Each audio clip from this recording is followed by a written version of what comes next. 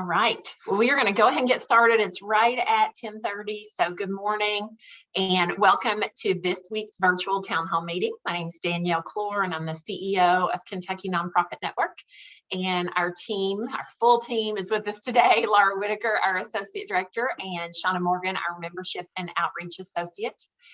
We've got a packed agenda today. And before we get started, I want to just acknowledge how difficult the past 10 plus days have been. It's hard to even say 10 days, but certainly the murder of churchgoers and grocery shoppers and school children and the anniversary of the murder of George Floyd and any number of things that are happening in people's lives are a lot to deal with. And if you are like me, I feel heavy, just very weighted and heavy. So I'm reminding myself, and I thought I'd use this platform this morning to remind you to take care of yourself. We had, I don't know if it was last time or the one before, a discussion on self-care, which in many ways feels very fluffy to talk about, but it's really just, I think, essential. We simply cannot care for others if we don't take care of ourselves mentally, physically, emotionally, professionally, personally. And so we're sharing some of those resources in the chat from that conversation that we had, but just urge folks to take care of yourselves. A special welcome to our KNN members. We appreciate you for investing in a strong, unified state association of nonprofits. If you're not a member yet, we again can't think of a better time to join. So hope you will stand with us. We're going to talk about a new member benefit today, which has already generated several new members. So we're excited about that. Glad to have folks with us. A special thanks to Aetna, WellCare, CoStar Charities, the Greater Clark Foundation, Dean Dorton, Traditional Bank, Wyatt Tarrant Combs, LG&E and KU, Manley Burke, and Unite Us. They have helped bring these virtual town hall meetings for over 2 years to you, and we're very grateful for their support. A couple of quick announcements. We have our June 2nd Let's Talk Equity call coming up. That's a call we usually do every month. And this month we have a board source consultant with us, Vanessa Womack, who is going to be talking about board diversity and recruitment. And so this is the top issue, I think, around diversity and equity and inclusion in nonprofit organizations is really a hot topic around board recruitment. And so we're excited to have her with us. That's on June 2nd. We'd love to have you join us. And then we'll be announcing on that call a new KNN member benefit to help you take those discussions around nonprofit management best practices and DE&I and how to put them into action, because we have a lot of discussion. So how do we take that and implement it? So we're going to make that announcement again. All that happens on June 2nd. Our next town hall on June 9th, we have United Healthcare coming on to talk about their work around social determinants of health and their partnership with nonprofits. And then in the second half, we're going to have someone joining us to talk about public service student loan forgiveness, which is very much in line with the conversation we're having today about how nonprofits can be employers of choice. Student loan forgiveness is an important opportunity for folks who work for nonprofits, and there's a special waiver opportunity we want to be sure everyone who can take advantage of does so. So that's going to be on the 9th. On the 14th of June, we're going to talk about cryptocurrency and fundraising with our friends at Wealth South. So that ought to be interesting. And then we're going to talk about public speaking strategies and how to choose from the many opportunities you get to speak about your mission and how to make good decisions around those on June 21st. So lots of events and recordings. We got a busy summer coming up, and after our panel, want to remind you we will talk about our first ever nonprofit compensation report. So be sure to stick around for that. So before we dig in with our panel today, a reminder, if you have questions, put those in the chat. We have a bigger audience, so we probably will not take folks off mute today, given we've got a lot to cover. But if you have questions, please put them in the chat. If you want to keep your question confidential, we understand that. Feel free to chat that directly to Laura, and she has a way to get me that question behind the scene, and I am happy to ask our panel that question. So with that, we're going to dive right in. We have 3 folks with us today to talk about coaching. So first, we have Brian Houp. He is an executive coach and founder of ReZone Coaching. Since 2013, he's helped senior leaders shift the way they see themselves, their work, and those around them. And he has dealt with the pitfalls of success at all costs. I have certainly face that one, believes passionately that every leader must establish an appropriate combination of organizational results, ongoing professional development, and quality of life that provides fulfillment for themselves and those they care about most. So we're excited to have Brian with us. Also is Marian Guinn. Marian is the owner of MG Coaching and Consulting. Marian has a passion for leadership and believes that concentrated effort to improve the capacity of leaders is critical for future success. She has her postgraduate certificate in executive coaching from the College of Executive Coaching and holds an MBA from UK. Prior to that, Marian has the real world nonprofit experience we all know and love. She was at the University of Kentucky Hospital, and she was also the CEO of God's Pantry Food Bank. And I will also say that Marian is also a K&N board member and our former chair. And then last but not least is Lisa Williams. She is the founder of Lisa Williams Coaching and Consulting. She's a certified coach, a leadership consultant, a facilitator, speaker, and thought partner, helping individuals, teams, and organizations gain alignment and unleash their potential. She is the founder of her organization and also the co-founder with Marian of the High Impact Leadership Project. She has an associate certified coach credential through the International Coaching Federation and received her master's from Case Western Reserve University. She's a master DISC facilitator and has been trained in the change cycle. She also is an associate professor at UK, and probably most importantly on her resume, she is my coach and has survived that. So we are excited to have the panel. Welcome. Glad to have you all with us this morning. I'm going to jump right in. After talking about me feeling heavy, and I think a lot of folks on this call probably feel that way as well. A coach is not a therapist. I do know that. So let's talk about what is a coach. Who wants to tackle that one first? I will. Very good. So a coach is not a therapist. A coach is a thought partner, an accountability holder. As a coach, I work with leaders and help them to maybe see different perspectives or uncover their blind spots. So a coach, from my perspective, I work with successful people. A lot of people have this negative thought frame around coaching because they've heard people use the phrase like, I'm going to coach you up, which I hate that personally, because I'm not going to coach you up, but I am going to partner with you to help you access the one or two things that just seem to be consistently beyond your reach. So it's not, it shouldn't be a punitive ad. It should be just an incredibly personalized resource to help successul people attain even greater success.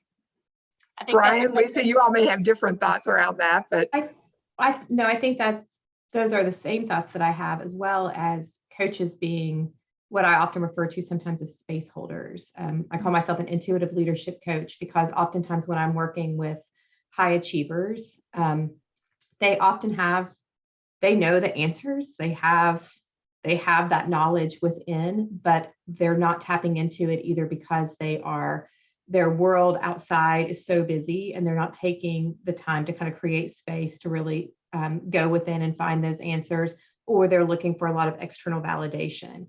And so I create that space to help leaders have some pause and be able to really tap into that knowledge, that inner wisdom that they have, and then think about what they do with that knowledge moving forward. Helpful. Brian, your perspective? Yeah, I think it was a good decision to go last because you guys said most of the things I thought of. So the one thing I would say that I might add is if you look up the definition of coach, like in a dictionary or something, you'll see the old coach, like a horse-drawn carriage coach that takes people places. And I think that's a nice place to sort of draw an analogy between a coach helping an individual get from where they are to a certain place. And that might be with an accomplishment, it might be as it relates to getting some clarity with an issue, or it could simply be just sort of working through a challenge. But I find it helpful to think in terms of like this idea, you mentioned not a therapist. the way I've heard it said is therapy looks back and the coaching looks forward. And so if you think in terms of a carriage sort of taking us somewhere, I think that's another analogy that might be helpful to add in addition to the things that both Lisa and Marian said too. I think that's a great analogy. I love Mhm. that. Yeah.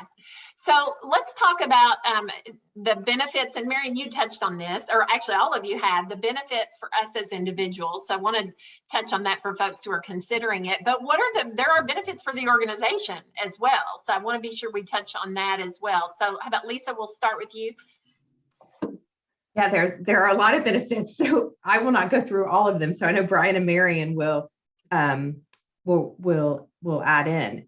You know, the benefits to the organization or the ROI that you might not be able to quantify might look like overall. Well, for me, a lot of times the work is around balance, helping high achievers shift from burnout to balance. So we see an improvement on quality of life within the individual, and then that is kind of rippling around to that individual's team. And so we're seeing kind of this, cohesive shift from burnout to balance. We will see things like increased creativity, increased productivity, better communication. So increasing correlation with that would be around effective relationships, right? Our teams gelling and becoming more aligned through coaching, because what we're doing in coaching really is helping increase self-awareness, and then trailing behind it is an increase in regulation, and that's going to have a ripple effect on the entire team. Yeah, those are the first that come to mind, but there's many. So Brian and Marian add in. Yeah, Brian, I'm toss it to you. Yeah, I mean, I would say I would agree with that. The increased communication, better quality of life, those things come to my mind immediately. To connect on, I think it was Lisa who said a minute ago, and I would say with a lot of the executive leaders that I work with, they're so busy, they're under so much weight. Independent of our time together, they aren't forced to stop and reflect. Yeah. And so there's a forum to do that. And so they have insights and ideas and things that they definitely are smart enough to have, but they're just too doggone busy to sort of grab it and find it. You can't see the forest for the trees kind of thing. The other thing that comes to mind is just stronger organizations overall. As Lisa said, with the ripple effect, especially if for individuals enhance their own awareness and they enhance their own ways of communicating and improving as a coworker or as an organizational representative who's maybe serving their customers or the people that they help. By example, we make things better around us because we reflect more and we're more intentional. And so there's just a stronger overall sort of rise of the tide, if you will. All boats rise. What is it? All ships rise I don't know what is that? Anybody know? I know what you're saying, but no, I can't quote it, but yes. All ships rise when the tide rises, something to that effect. And I think for me, the biggest thing and I can't remember if I just said it, but it's increased clarity. I mean, most of the people that I'm engaging with, they just don't necessarily have clarity. They have some general thoughts, and having a forum that forces someone to stop and reflect and be intentional and proactive provides so much clarity, and clarity is a starting point for so much more. Absolutely. And thank you. Rising tides lifts all boats. Thank goodness somebody on here knew that. Yes. Marian, anything they didn't touch on that you think are the benefits either for the individual or the organization? Well, I'm thinking about in my own life, when I was at God's Pantry for 19 years, there were two different times that I had the opportunity to work with a coach. And I worked, they were very different coaches, and we worked on very different issues. But I think not only is it a time that causes you to slow down and think, which I absolutely believe, but I also remember the feeling of really being listened to. And, I think good coaches are really good listeners. And also, I think the benefit to the organization then of that is it enables oftentimes the people that we're working with through that slowing down, thinking, being listened to, they're able to take actions to do things that are very uncomfortable or hard, but that are necessary for the organization to either move forward or to really move up to the next level. And so, whether you're a manager of a department or a member of the senior executive team or the CEO, you benefit, but everybody that's within your span of control benefits as well. In addition, sharing your vulnerability that, yes, so I've reached this level or status in our organization, but I recognize that there is still a lot of opportunity for growth for me, and sharing that so that it makes everybody more comfortable admitting areas where they need to grow and learn and move forward, which then, as Brian says, lifts all boats. Yeah.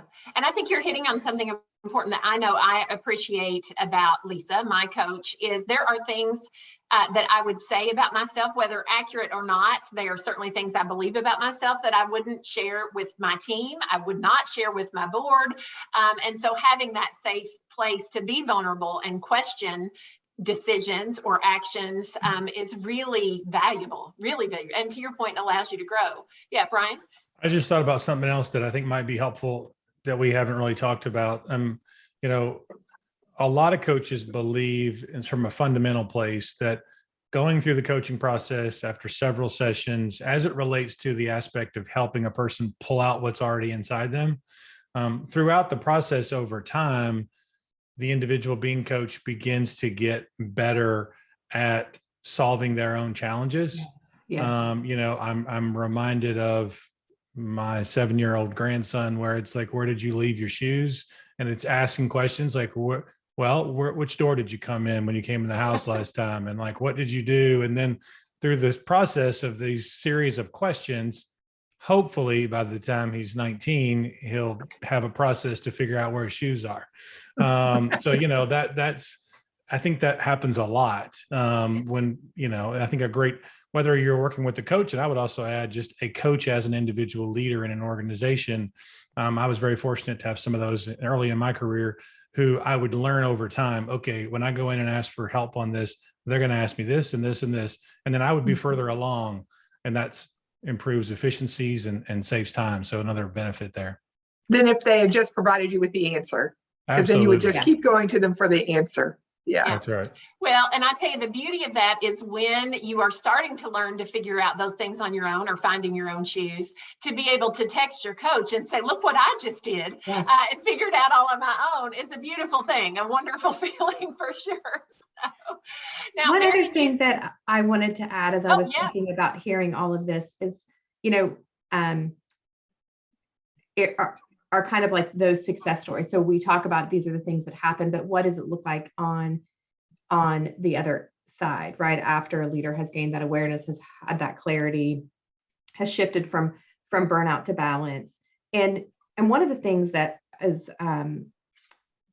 where I get really excited as a coach is when the team or the organization makes a pivot because they've believed something for so long, like it has to happen this way because it's always happened this way, or when a leader is able to kind of pull themselves out of a situation and think about it differently, and they make a pivot, and it's monumental for the team or the organization.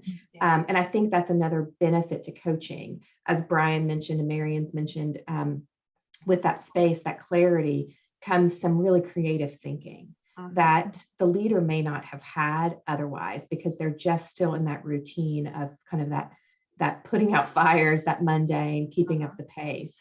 Coaching allows that space for those pivots to happen. I think that's excellent. I would add that I would call that a shift in mindset and approach. Which is difficult to quantify and difficult to justify investing money into. But ultimately, it's the start of all the rest, because with the right mindset and approach, anything's possible. Well, and I want to come back to the investment piece, but Marian, I want to touch on something you mentioned.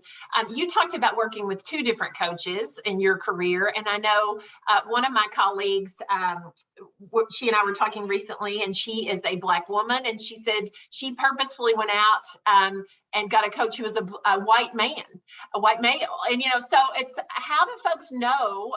And she had very specific reasons for doing that. So how do we, for those who are interested, how do you know what is the right coach for you? What approach is going to work? How do you make that decision? Because there are lots of great folks doing this work out there. There are lots of great coaches in Kentucky and accessible now to you, through the internet or via Zoom all over the world. Most coaches will offer a free meeting. Some people refer to it as like a chemistry session. And I think that's probably meeting with 2 or 3 coaches in that way will give you a feel for just, literally your chemistry and kind of their approach and what, what style resonates with you. Mm-hmm. Lisa or Brian, thoughts? Especially, are there specific questions folks should ask a coach? I think it's important. Essentially, we're interviewing them, right, to figure out to some extent. I think in addition to what Marian was saying, is looking at energy match. So you're going to want to work with somebody who kind of matches your energy. So if you want somebody who's really kind of stoic and I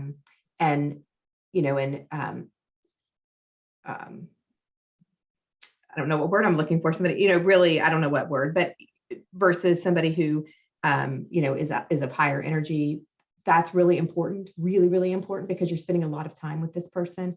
I think asking questions about, what is their process like? Do they have a specific framework that they follow? Asking them what experience they have working with individuals who have specific goals similar to yours, because while some coaches have, really broad specialties, others have really narrowed specialties. So talking about that, asking what the cadence and the frequency of the sessions would be like, how long they'll be, do they take place by Zoom, by phone, in person? How often are you going to be meeting? That's an important piece. Some coaches like to meet every week. Some coaches like to meet twice a month. Some coaches like to meet once a month. And you're going to want to make sure that you're making a commitment that you feel like will work best for you. Do you need a coach every week because you really want some really short-term accountability? Or are you wanting a coach once a month because that's what you think you can commit to? Oftentimes coaches will assign what we call homework in between sessions. Just reflection opportunities, things where you may want to take something that you talked about in the session and practice it, especially if it's around communication. So you're going to want to give space for yourself to be able to get that accomplished, because I think, Brian and Marian, you can probably resonate with this as well, but oftentimes I'll hop on a call with a client and I can see their panic at the very beginning of the call because they haven't completed the homework yet and they're afraid they're going to get in trouble by the teacher. Which is never the case ever, but that panic will set in. So keeping that in mind as well. One thing I want to add is International Coaching Federation is the largest global coaching professional organization. It happens to be based here in Lexington, Kentucky, but it has chapters and coaches all around the world. I think inquiring as to whether the coach has an ICF credential. So all 3 of us are ICF credentialed coaches.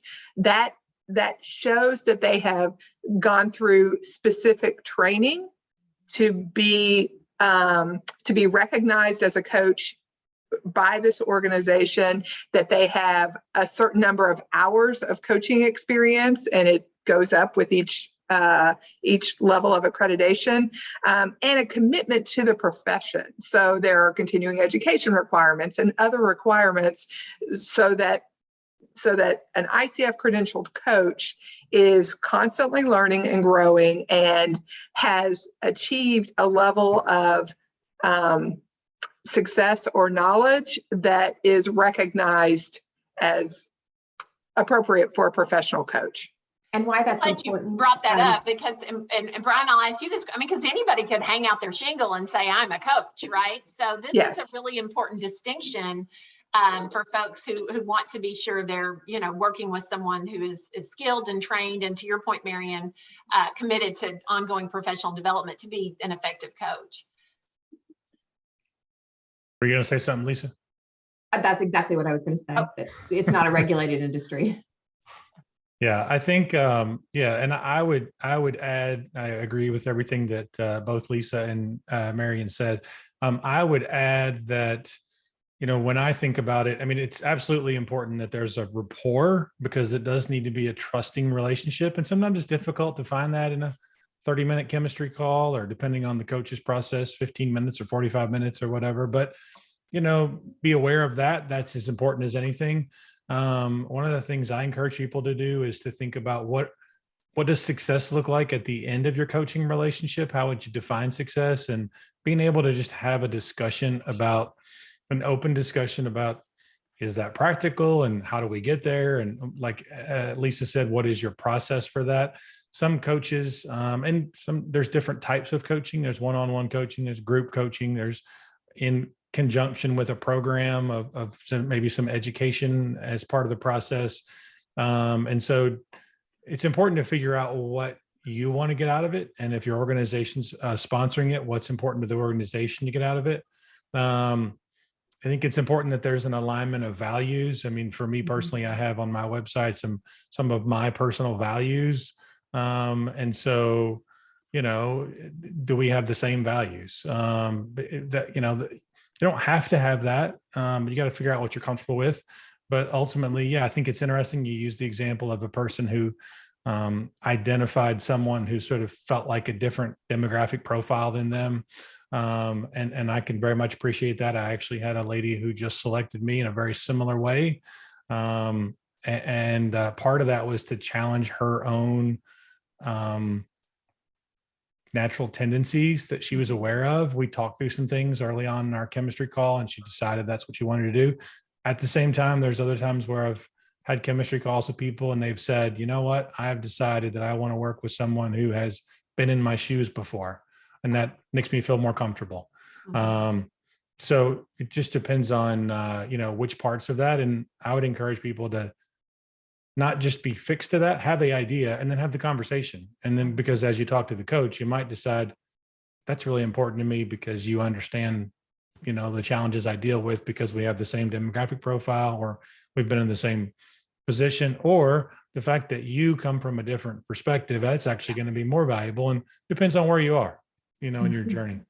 Yeah. And what your issues are that you want to be coached on. I mean, what are your goals for the coaching? You got to know some of that going in. And my colleague that I mentioned was new to the nonprofit world, and she knew in particular she was going to be dealing with a lot of organizations. I think her size were a lot of white men, and she wanted to feel like she was ready for some of that work. She did not know, and so that was an interesting perspective, and so that's the direction that she went. So I hadn't thought of that. I would have not necessarily looked for someone different than me from my perspective, but I think that's a great advice of knowing what you want to get out of it. All right, so I'm curious what y'all are seeing right now from nonprofit leaders. There's all kinds of talk about burnout and the great resignation, and I have to be honest, sometimes just getting down to my desk with some lip gloss on feels like success. These are difficult times that just for whatever reason don't necessarily seem to lighten up. So I'm curious, what are you all seeing, and kind of are there any trends as coaches that you're seeing nonprofit folks facing? I'm seeing burnout. That's probably the largest portion of my clients right now are coming to me because they want to kind of reimagine the way work works, look at capacity within their teams. So capacity prior to March 2020 looks a lot different than capacity today. But some of the dynamics of work haven't changed to keep up with that. So how can they have that mindset shift and kind of that permission to to change capacity within the organization than just within their own internal capacity of kind of what do they need to begin to say no to so they can get back to saying yes to the things that will put them in balance and decrease their burnout. I think there's some things, and Marian and I have been having conversations around meaning and purpose at work. There's a tremendous amount of research right now that is showing that that's what employees are really, I mean, individuals, we'll just take the word employee out, but just talk about humans, are really seeking this alignment with meaning and purpose. And so that's within their workday and outside of their workday. So how do we infuse that meaning and purpose into the culture of the organization? How does the culture get aligned back with their meaning and purpose as well? I'm doing a lot of work with individuals who are looking to transition careers, as I think that's kind of tethered to that great resignation that we've been hearing about. That's what I'm seeing most of. And it's interesting, before I toss it to either Marian or Brian, on the one hand, you're talking about meaning and purpose, and certainly in the nonprofit world, many of us are blessed to have careers that have meaning and purpose. But then on the other hand, it's a lot of meaning and purpose. You know, I don't know about you, but there are days that I wish I worked in retail and my meaning and purpose is to help someone find something, and I don't have to carry the weight of, do nonprofits get the relief they need to, you know, it all feels, and many times, you know, a blessing and a curse. Marian and Brian, what are you? Can I just say quickly on that real quick, and then I'll be quiet for the rest of it. Yeah. I was talking to a client of mine who's a leader in an organization the other day, and she said something that I think resonates with a lot of people, that she got in a pattern of moving so fast that she had lost, like, she knew what a meaning and purpose was, but she had lost her meaning and purpose. She thought the organization had lost their meaning and purpose because they were trying to be too big, too fast, try to, you know, just consume as much of their definition of success as they can. And she just has this like deep desire to slow down, like simplify it and slow down, because she knows if she keeps that too fast, the end is, you know, it's not sustainable. It's a great point. Yeah, Marian or Brian, what are you all seeing? Marian, we'll go to you. Yeah. Okay. Well, I'm seeing a lot of what Lisa is seeing, but I also see it feels like we're on the other side of the pandemic, but now we have this whole list of other challenges: inflation, supply chain, all of that. People leaving organizations, people coming into organizations. Mostly what I find myself dealing with are people thinking through challenging relationships. And now that so much change has occurred, a lot of organizational leaders are really working to right the ship. They've been in stormy water for a long time, and there's been some damage. And there have also been some new opportunities. And so trying to figure out how they right the ship and move back into a space of smoother sailing. Okay.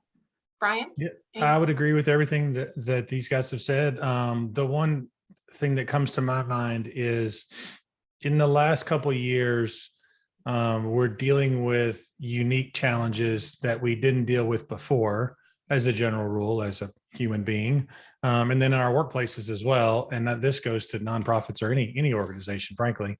I actually, in 2020, I ended up doing a survey where I interviewed a couple dozen high-level leaders and asked them about the challenges they were dealing with. And I asked about the differences they were noticing in the people who were thriving versus those who were surviving. And I ended up creating a little model that I think might be helpful here. Is the way I see it: everybody stands on an invisible three-legged stool, and the strength and stability of each leg of that stool really determines how well they can stand. And the three pieces are: one is self-care, the second one is the consideration of other people, and the third is your mentality and approach. And so what I find is, essentially, when times were good, we could get away with not having mastered those fundamentals. But whenever, you know, I've never used the analogy twice about the tides and the boats in the same hour, but I'm going to go back to another way to use it. when the waters are more rocky, and it's even more important that we are strong and stable with our fundamentals. And so those pieces of, am I taking care of myself, and am I aware of the challenges that my coworkers are dealing with, and that my community that we're serving, that they're dealing with. And so it's just so easy for us. I think it's natural for us under stress to fall into our natural tendencies. And really, we need to be intentional and proactive about stopping and thinking like, okay, how am I doing with how I'm caring for myself? And am I bringing the best version of myself to work? So I'm setting a good example for others, and I'm taking care of the things that matter to me and my loved ones. And then am I really considering other people? And am I thinking about what matters to them and the challenges they're dealing with? And then what is my mentality and approach? Is it trying to survive and keep up, or am I thinking in terms of shifting this to where I want to make a positive difference? And all this, whether you use a coach or you don't use a coach, in my opinion, a lot of it boils down to prioritizing time to stop and think and reflect and be intentional for the rest of your time. Great point. Yeah. Well, so how much, I know this is a burning question, what's a coach cost? What is typically the cost? I think, Brian, you volunteered to tackle this one first. Well, I think the short answer is it depends, and it varies a lot. So, there's a lot of different things that come into play when it comes to the pricing of coaching. Marian brought up the idea of the ICF credentials. There are also a variety of other training and development programs beyond the ICF. And I know that both Lisa and Marian have participated in those, and I have as well.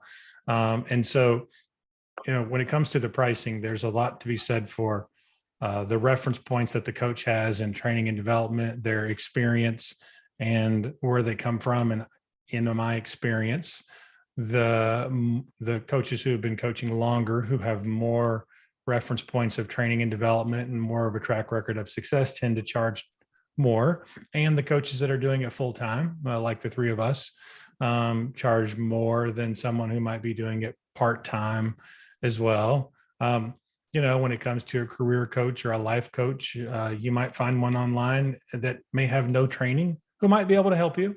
And they might be $50 a session. If you want to get a skilled, well-trained executive coach, it will be several $100s a session. I think one way to look at it is overall, what is my sort of commitment going to be? And so I'm going to work with the coach for, say, the next 6 months or the next year. And what does that look like collectively? And to speak to some of Lisa's topics earlier on, does this coach do it weekly or bi-weekly, or is there just a certain number of sessions? I think all three of us do some things where, depending on the needs, we might bring in some assessments, and we might do some additional training, and maybe collect some input from other people on the individual. And so these things obviously take more time, and they take money to do those. And so I think a lot of coaches, in a lot of cases, will propose here's a collective program. Let me talk to you about your needs and what you're dealing with and what you're trying to accomplish. And here's what I might propose. And a lot of coaches won't get so focused on, here's the per hour cost or the per session cost. Here's the program cost. And these are the pieces that are in there. And it may be a number of sessions, or it may be, sort of a general idea. And I'm sorry, that's not a specific answer for people who want to have a specific answer, but I'm hopeful that it gives you some guidance and a place to start. Yeah, I think it does. And a question that came in the chat to me that I think is along those same lines is someone their organization is exploring an organizational coach, who could work with an entire team or a department and not just an individual. So contracting with a coach in the future to support prevention educators, specifically in this organization's example, and, thinking about what that might look like. And so I think that's kind of what you're talking about, Brian. So that's not necessarily, here's the hourly rate for you, Danielle. It's a more organizational approach. So if y'all, maybe Lisa or Marian want to talk about that, and then maybe your work with teams and how is that different necessarily than one-on-one coaching? Sure. My husband and I, we're a duo, and we do a lot of work with intact teams. And usually that includes a combination of workshops, so half-day workshops that the team would be together learning or thinking through some behaviors or skills or more philosophical leadership thoughts. And then we layer that with one-on-one coaching. Typically in those agreements, there is not the same amount of coaching for each individual as there would be with our clients who are one-on-one coaching clients. That's usually a 6 to 9 month period with more sessions. We would work with the teams usually over 6 months. And the fun thing is that our approach is really, we're trying to help them make culture shifts that they are desiring, not culture shift that's just happening to them, and being really thoughtful about that. And so we have a lot of success in growing team and sense of team and trust and building relationship, while they are also being really thoughtful about how they want to shift their mindset and their culture. Yeah, that's great. Lisa, anything you want to add there?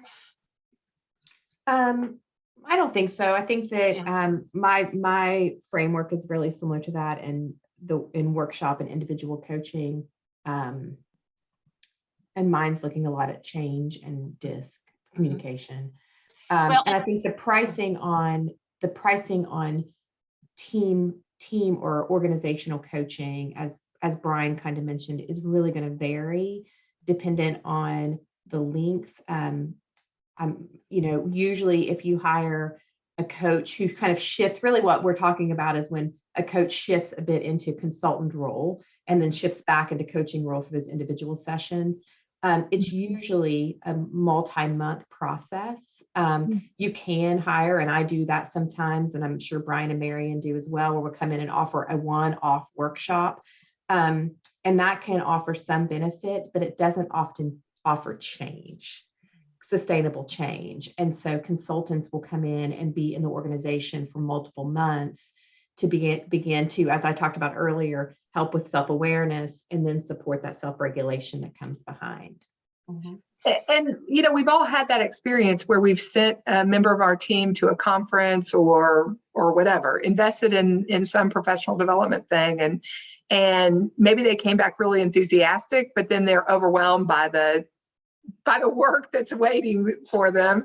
And I myself, in my past life, I've been really enthused and brought back the binder and laid it on my desk and been so excited to do things. And then, 6 months later, I uncover that binder and I think, crap, like, I don't even really remember this. And so there is research to show that when you layer learning with coaching and accountability, people actually do take steps and move forward in implementing or executing new ideas. And as coaches, when we get to work with a team or an individual over an extended period of time, it provides us with a lot of, internal satisfaction, because we're able to see people achieve the things that they want to achieve.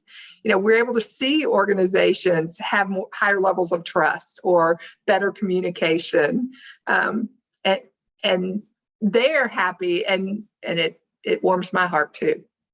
Absolutely. And I would encourage people, I would go as far as to say, beware of just making a commitment to a single training without having some kind of a follow-up planned. I mean, there's a lot of great trainings, especially when you're learning something that you've never knew before, then that may be required. But also a lot of trainings, especially if you're talking about people who have been in the workforce for a little while, it's a different way to package up something they already know. And that's helpful to be able to have a light bulb moment. But even having a coach, even if they're not involved with the training, to be able to be a thought partner to say, and I've done this several times with several of my clients who go attend something on behalf of their organization. And we're talking through, what are your key takeaways and what are you going to do with that? And how are we going to keep you on track for that?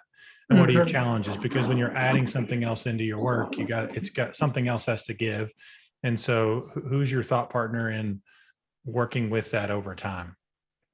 Gotcha. Yeah, Lisa, I think that you're going to add something. Yeah, the one thing I wanted to add too is it came as I was thinking the message that you got about hiring in a coach to work with your team is, if anybody's thinking about doing that, sometimes one coach can serve that role for all individuals within that team. However, if there's conflict within that team, it might be better served to have a couple of coaches, because the coach could sit in a place of conflict, and a good coach would say, I can't do this because there's going to be some conflict, or it may come up where the conflict isn't noticed in the beginning, but ends up coming up. So if your reason is to bring a coach in is just to kind of increase the awareness of each of your team members, and you're not talking about conflict, one coach could probably serve that role for all parties. If you're coming in because there is some mediation of sorts that's needed, you might want to have a couple of coaches come in. Brian and Marian, do you have anything to add to that or think differently? I would maybe add that is nothing. I would say don't be afraid to consider, and this happens several times with clients I work with, where there may be multiple coaches working with leaders inside the same organization of people who are peers. And so, it's important that there's a good fit. I do think there's benefit for sure if you're using some team dynamics that you're on the same page with what you're doing, but don't be afraid to say, okay, well, in my organization, we use Coach John Doe, and I met John Doe and I didn't feel comfortable with John Doe. Like, can I find another person, because John Doe's coaching my peer over here, and not because not because I dislike my peer, but just because there's benefit to having the rapport and that sort of thing. That's the only thing I was thinking of. It's not really what you were talking about, Lisa, but just another thought that's relevant to multiple coaches in one organization. And a couple of, we're going to need to wrap up.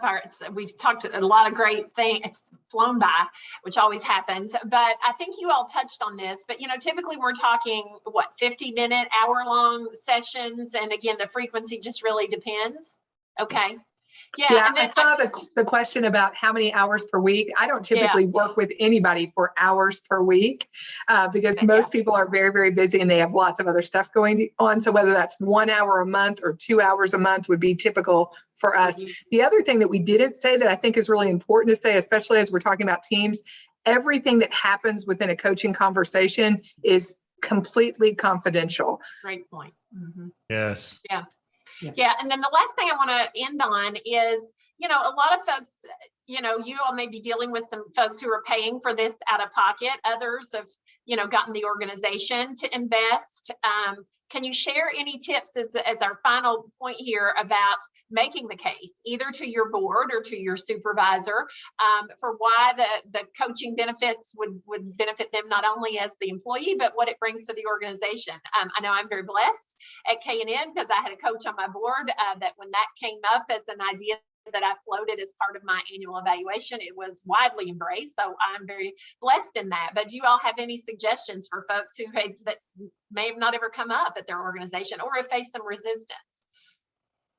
I would say don't be afraid to request this. Our clients, MG Coaching and Consulting, we work almost exclusively with nonprofits, universities, and quasi-government organizations. And in virtually every case, the employer is paying for this. Your board member, coaching has been a part of the for-profit corporate world for a much longer period of time. Your board members, if they are leaders in their company, this is probably not something that they are unfamiliar with and would be, would readily recognize the benefit. Mhm. Yeah, I would add, I would agree with that. And the one thing that I would say as well is a lot of times organizations aren't budgeting for these types of services. And so that can make it a little hairy, especially in organizations that are very budget focused, which is a lot. And so I would say don't hesitate to have a conversation with the coach that you're considering hiring to say, can you help me build a case for this? And part of that is being able to answer the questions around why am I doing it? What do I hope to accomplish with this? What are the benefits that are going to happen as a result? The other thing I would add is that the higher you can get in the organization for the decision-making process, the more we increase the odds of this, because that's where unbudgeted things get approved.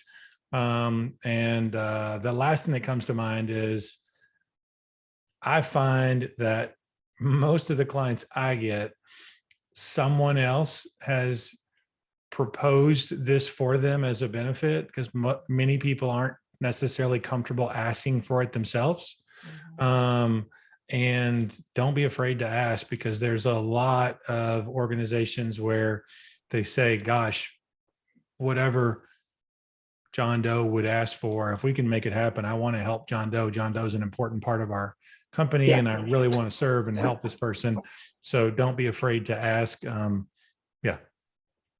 And to circle back, you all talked about, it doesn't mean there's a weakness or it's punitive, or it's how do I strengthen the work that I'm already doing.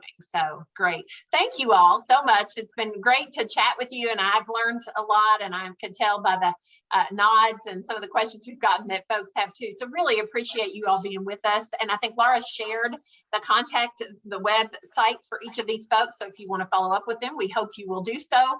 And again, really appreciate your all's time to join us. We had planned this, I think, for December. So I appreciate you hanging with us while we were able to get you rescheduled. So thank you all. Thank you guys so much Thanks for having me. Feel free to reach out to me if you want to send me an email or ask questions or schedule a few minutes on my calendar. Yes, if you all want to do a chemistry call, I know that all three of you would be welcome that opportunity. Absolutely. All right, we're going to shift gears in our last couple of minutes here, and we are super excited to share the release of K&N's first ever and Kentucky's first ever nonprofit compensation report. And with us this morning are two of the sponsors of this amazing resource that we have, honestly, K&N, it's our 20th year, and I'm pretty sure we tried doing this in year 18 when Marian was at God's Pantry. I remember having this conversation with her. So this has been a long time coming. So we've got our two sponsors with us, MG Coaching Consulting and Traditional Bank. So Marian, I'll start with you. Thank you for your sponsorship of this.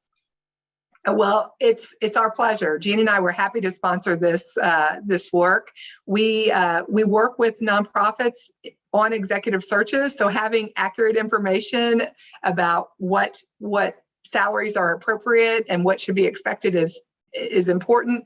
We also have a lot of clients who, because of the employees leaving, the huge resignation, they are hiring consultants that would not be us to do this sort of work for their areas so that they can make sure that their salaries are appropriate. Just because we're in you chose to be in the nonprofit world doesn't mean you took a vow of poverty, right?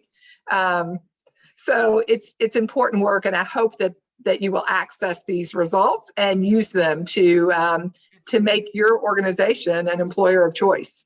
Absolutely. Thank you. Thank you again, Marian. And then Traditional Bank, which is a fantastic K&N partner, Kristen Disbonnet, who's their Director of Advertising. Thanks to Traditional. And Kristen, you're a board member. Have you needed these results in the past? Oh, you're on mute. Sorry. Yeah.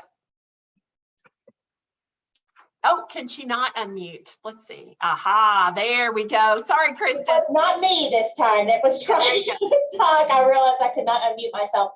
Yes, a couple of things. Traditional Bank, first of all, is so excited to always be supporting our local communities and nonprofits. It's important to what we do and our goals as a bank. On top of that, personally, I've been a board member on several boards with nonprofit boards. My background personally is nonprofits. It's where I first worked when I graduated from college. And so I get where that comes from, and the salaries and understanding, you know, what other people are paying and what it takes to recruit somebody and what it takes to keep somebody. You know, that nonprofit world is really, really tough, and the budgets are different, and the way you look at a budget is real different than the corporate world. So to be able to see that and have comparisons of local salaries, not just national, because it's very different in Kentucky than it is in New York or California or you know, anywhere else. And so to have this report, I just think is so huge, and we were so thankful to be able to be a part of that and to help support this endeavor, because I think it's so great. Thank you so much. And you all did the great introduction that now I don't have to do. But the whole reason we wanted this is the points that were brought up there is, you know, national data. There are national survey reports out there, but to be able to use that information in Kentucky is really tough. There are even disparities among communities in Kentucky. So certainly, you know, comparing Washington, D.C. and Miami and Atlanta with Lexington and Pikeville and Owensboro are not easy things to do. So this data is important because we want to help nonprofits determine competitive salaries for each position so we can recruit and retain skilled staff. That's never been more difficult in my 30 years in the sector than it is right now. And so this is really helpful data for organizations to do that. We also know that organizations, because it's our #1 requested benefit, so that we're thrilled to be able to check that one off the list, that folks want to be able to see how their pay and compensation compares with others, title, budget size, staff size, you know, those kinds of things. So we're able, and you can't always compete, but at least you know what's out there and you know what you might need to do with your budget. And then access accurate data to support salary recommendations for budgeting, and then ensure equitable compensation practices. This boils right back down to the work we're doing with our Racial Equity Task Force about equitable positions within our organizations and across the sector. So we urge you to take advantage. All right, so next slide, Laura. So the price of this report is $150. I'm excited to share there are lots of ways for you to not pay full price. So if you are a K&N member who participated in the survey is free for you. You should have yesterday gotten an email with your unique link to access that survey. If you did not, #1, check your spam folder. #2, email Laura at kynonprofits.org to be sure, and she can help you access that. Another opportunity is K&N members, if you didn't complete the survey, and hopefully we'll get you to complete it next time, because as you know, the more folks that complete it, the better the data, the better the report. K&N members are able to access the survey for 50% off. So we're really excited to be able to offer this as a K&N member benefit. So those are the two ways that K&N members can access it. Next slide. So again, there's Laura's email if you've not gotten your link. And then the next slide, if you want to access it for K&N members who didn't complete it, so you would have that 50% off, you're going to want to log in to K&N's Member Information Center, find the link, and use that discount code. And so in a moment, I'm going to show you what that screen looks like once you get to the page to be sure. But ultimately, if you have any issues in logging into the K&N Member Information Center or finding that discount code, again, just email Laura and she is happy to connect you. So again, really great opportunities for our members. So if you are not yet a K&N member, if you participated in the survey, you're going to get that 50% off. So again, you should have already gotten an email yesterday with your discount code telling you as a survey participant how to access that. For potential members who did not participate in the survey, and for those who did, the best thing for you to do, of course, in my opinion, is join K&N. If you join K&N before you go to access the survey, if you're a potential member who took it, the survey is free for you. If you're a potential member who didn't take it, you're going to get that 50% off and be able to access it for $75. So again, we urge folks, if you're not a member and you've been looking for that reason to join, though surely if you're on our town halls, we're giving you one every other week. This is your moment. We've had new folks joining since we announced the release of the report yesterday. So next slide, Laura. So if, again, if you want that report either free because you've already completed it, or you want the half off, you need to join before accessing it, because there is no way to process a refund. So you're going to want to work with us to join KNN first before you go in to try to access the report. If you choose not to, and you simply want to purchase it, then we're going to share the link for you to do that and show you how you can do that. And again, Laura can answer any of your questions there. So again, a reminder, 50% off or free, depending on if you've done the survey, is the way to go. So we're going to show you, Laura's going to share a screen. So when you go, whatever link you're using, again, if you're getting the report because you're a KNN member and you've completed it, you're going to go right to the report. You're going to bypass this whole process. For folks who are using a discount code or going to pay the full price, you're going to get to this screen where you'll see other state associations that partnered with us to complete this. And you'll see the green box, and you're going to be sure that you're clicking that Kentucky 2022 survey to be sure you're getting this report. And so once you get to checkout, if you have the discount code because you're a KNN member, or because you completed the survey and you're not a member, that's where you're going to go at checkout to put that discount code, and that's going to take that to the $75. So again, any questions at all, please reach out to Laura at kynonprofits.org.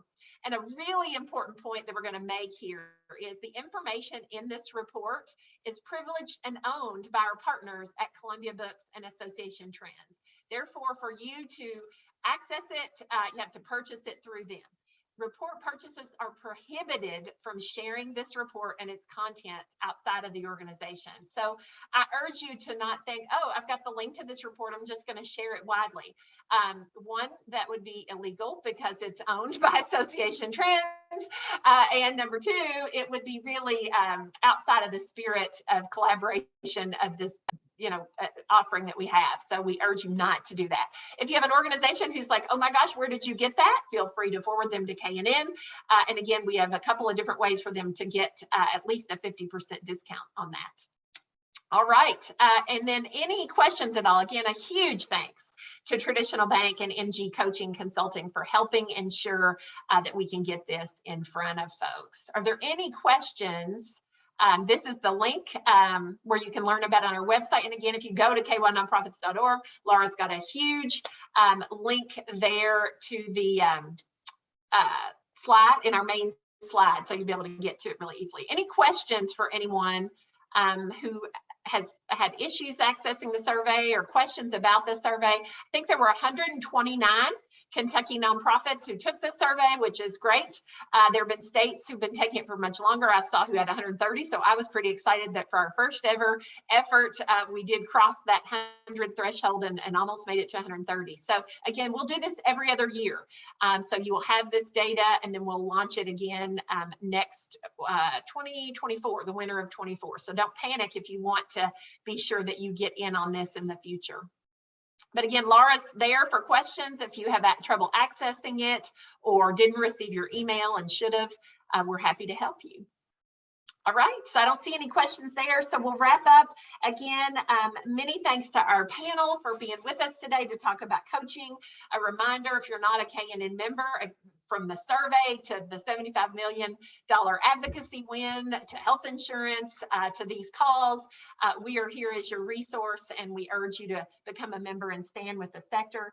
A big thanks to WellCare, CoStar Charities, Greater Clark Foundation, Dean Dorton, Traditional Bank, Wyatt Territon Combs, LG&E and KU, Manley Burke, and Unite Us for their COVID sponsorship and helping us even beyond COVID to convene every other week on these virtual town halls.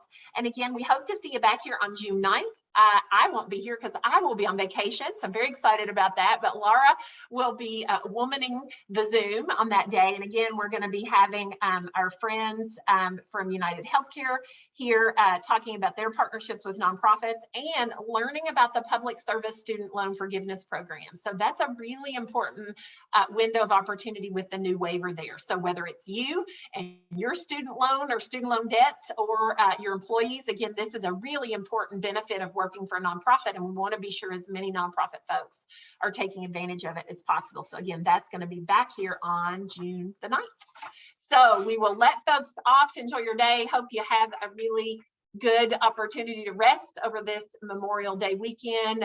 Take care of yourselves and stay healthy. Appreciate everybody. Have a good day.